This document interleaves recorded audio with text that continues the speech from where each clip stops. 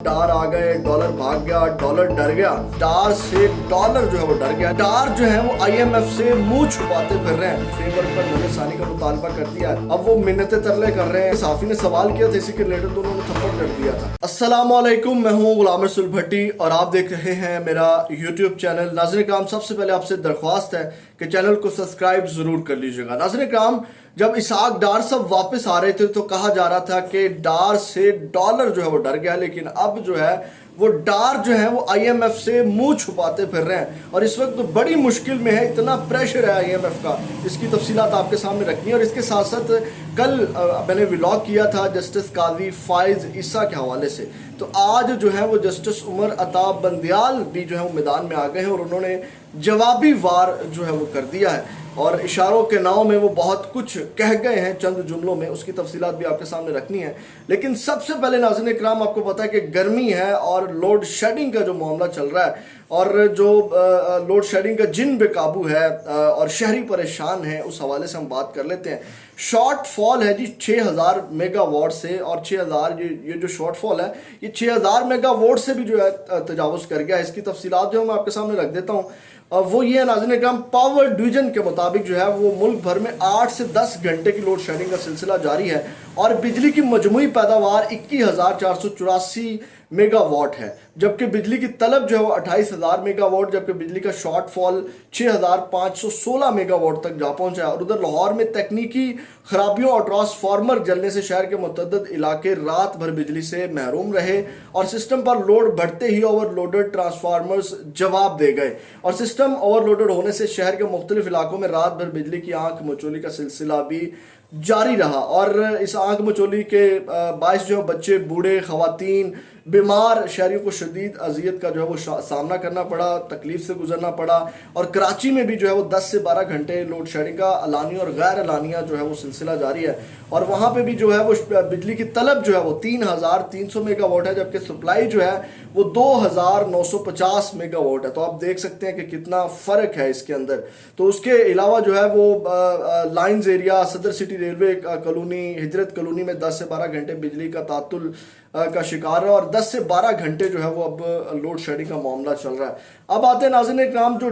डार साहब हैं जिनके बारे में कहा जाता था कि जनाब डार आ गए, डॉलर भाग गया, डॉलर डर गया। अब जो है और उसके बाद जो बजट ये पेश इन्होंने किया और बजट के हवाले से इन्होंने बात की कि जनाब बड़ा आवाम दोस्त बजट, और मैंने उस वक्त ही बात की थी कि ये बजट तो इन्होंने पेश कर दिया है, लेकिन बात तब है जब इसको इम्प्लीमेंट करेंगे और उसके बाद जो है वो आगे जब आईएमएफ जो है वो इसकी तस्दीक करेगा या हामी भरेगा जी यस आपने बड़ा ज़बरदस्त जो बजट पेश किया, तो तब इस बजट को माना जाएगा। तो आईएमएफ ने कह लें कि इस बजट को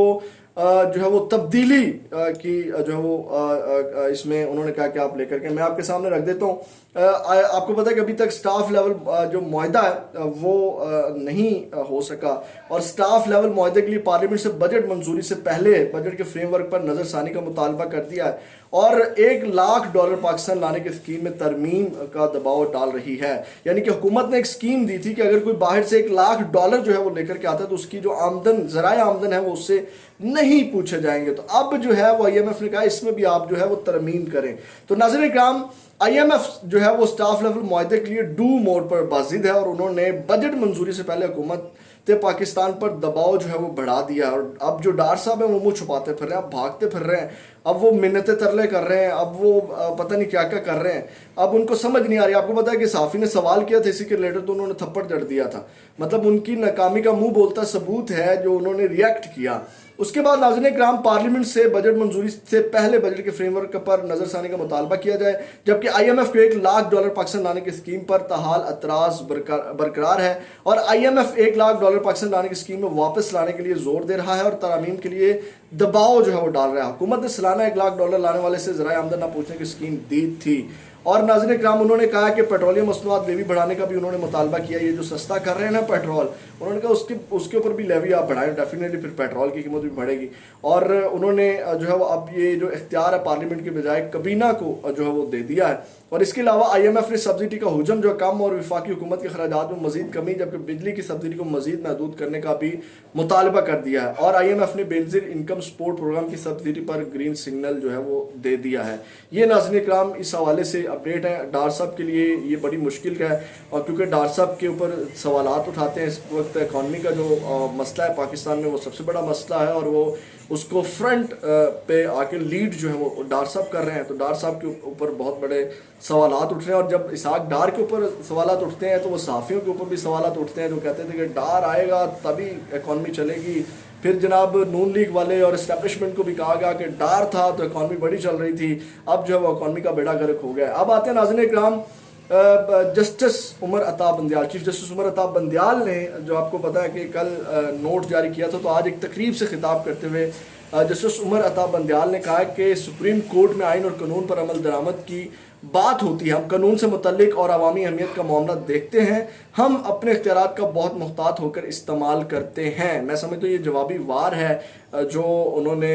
کل جسٹس قاضی فائز عیسیٰ نے جو ہے وہ اپنے نوٹ میں جو ان سے اختلافات کیا تھا، تو انہوں نے بڑا مختصر اس کا جواب دیا۔ انہوں نے کہا کہ انہوں نے چیف جسٹس صاحب نے کہا کہ عدالتیں حقائق جاننے کے لیے سوالات جو ہیں وہ اٹھاتی ہیں، قانون کی بار بار تشریح کی وجہ سے تنازعات جنم لیتے ہیں، اور تنازعات کو ماہرین کے ذریعے حل کیا جانا چاہیے،